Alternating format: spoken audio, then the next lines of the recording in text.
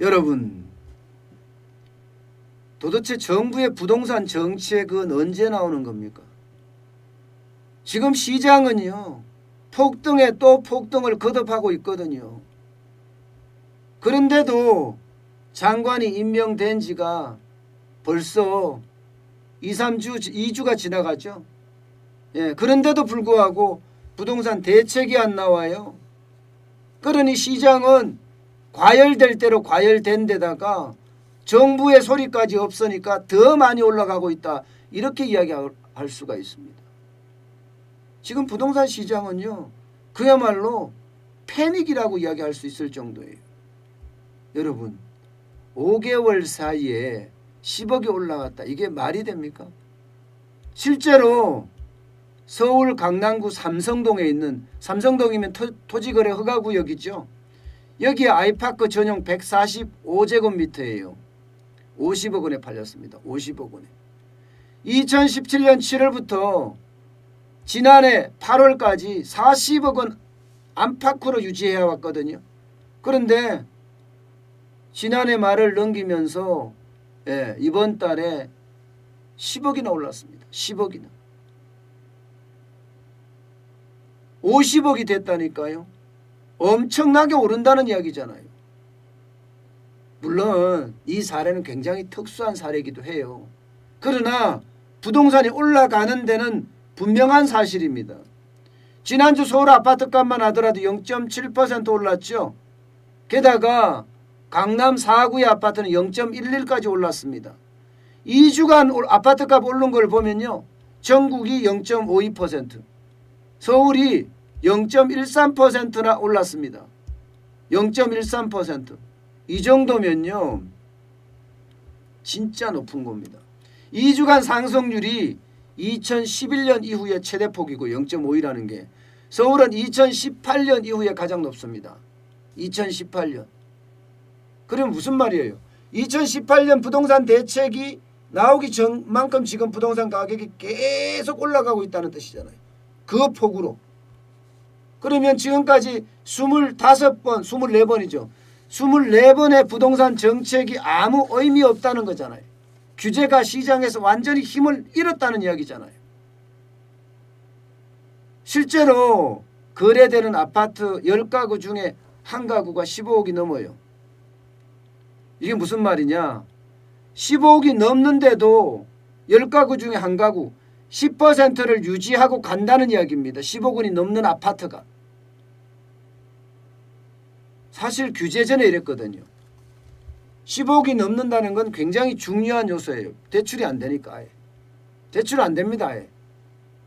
근데 규제 전에도 10건 중에 한 건은 15억 이상이 있었고, 지금 다시 10건 중에 한 건이 15억이 된다는 사실은 규제가 아무 쓸모가 없다는 그런 이야기가 되는 거잖아요. 그러면 이게 문재인 정부의 부동산 정책은 완전히 폭망했다.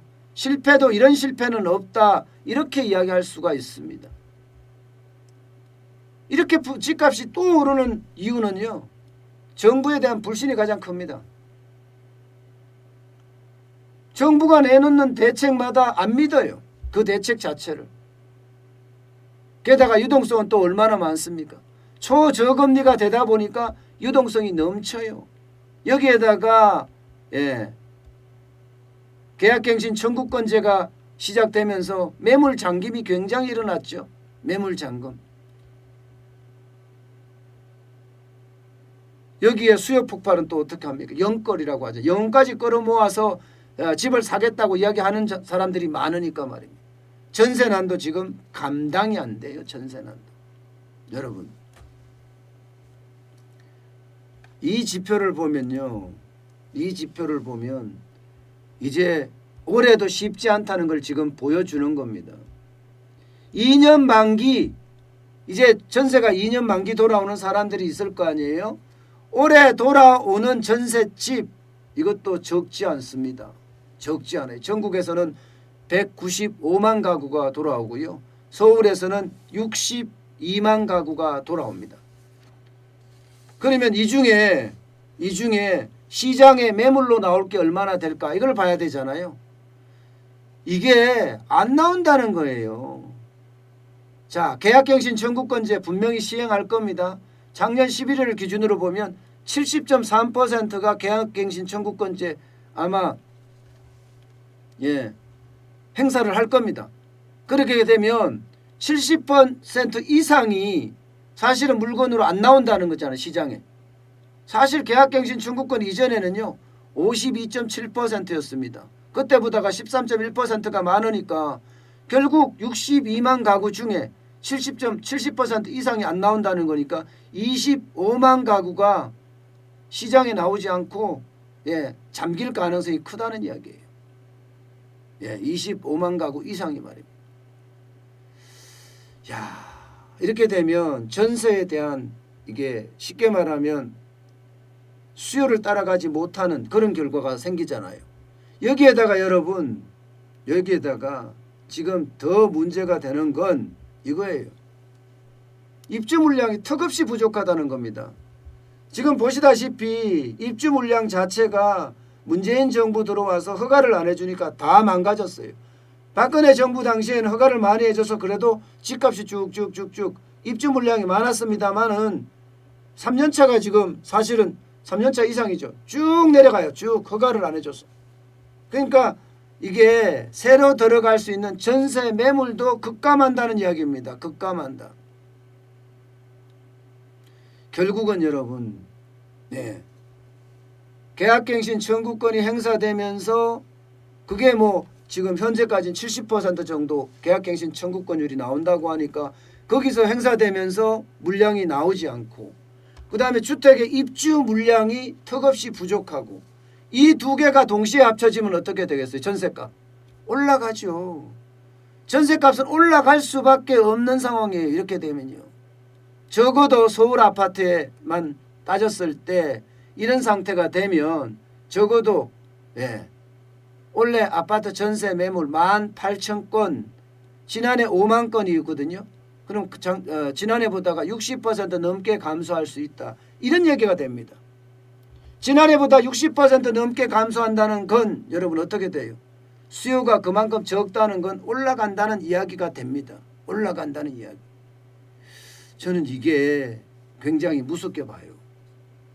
지금 주식시장도 쭉 올라가지만 전세시장도 지금 만만치 않다. 게다가 이게 여러분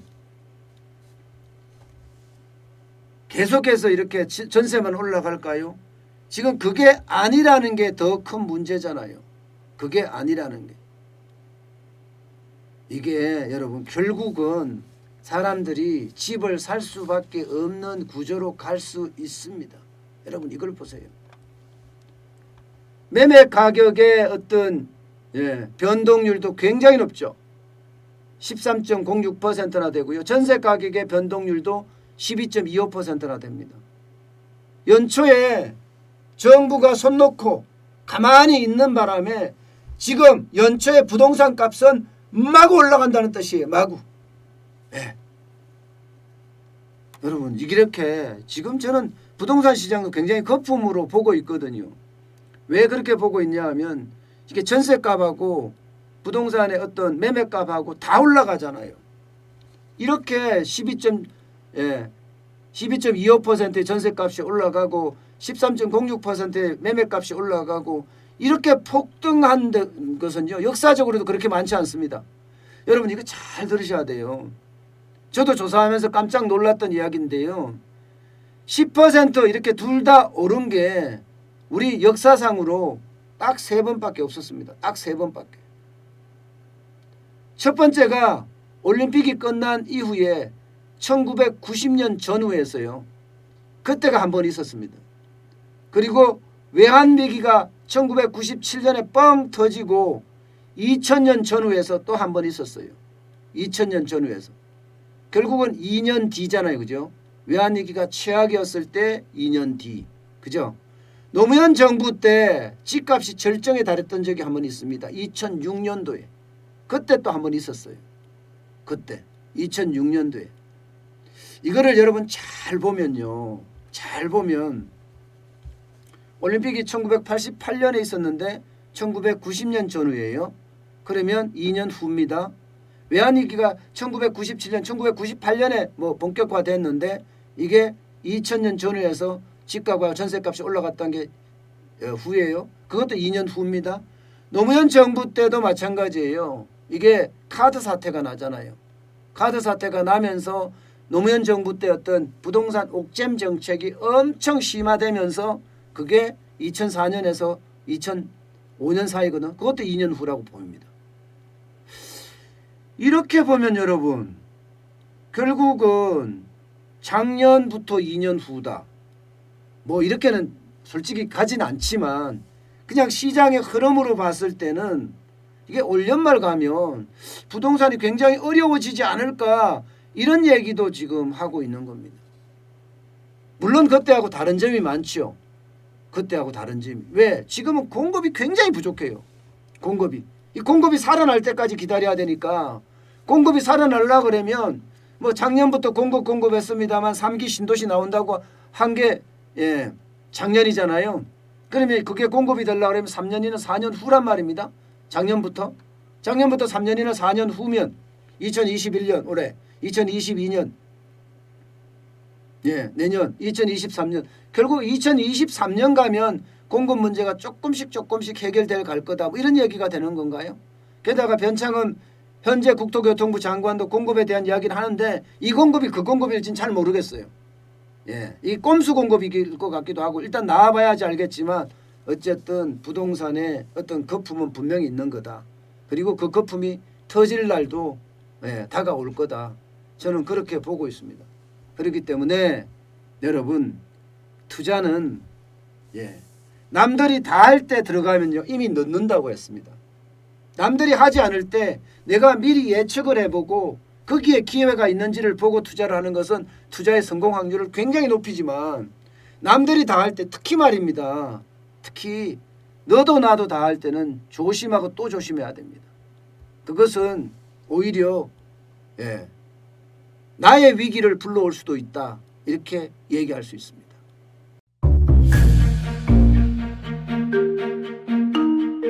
세종대왕과 샤넬 넘버5 벤츠 자동차의 최고급 기종인 마이바흐의 공통점을 아시나요? 바로 침향입니다. 침향이란 동남아시아에서 자생하는 침향나무가 상처를 입었을 때 스스로를 보호하기 위해서 분비시키는 침향나무의 진액입니다. 진침향은 태국산 침향과 러시아산 녹용, 그리고 국산 홍삼, 백봉령, 산수유, 당귀, 숙지향, 꿀로 이루어진 침향환으로 만성 피로나 또 스트레스, 기력이 저하된 직장인분들, 또 수험생들, 연세 드신 어르신분들이 드시면 좋은 환입니다. 진침향 여러분들께 자신있게 권해드립니다.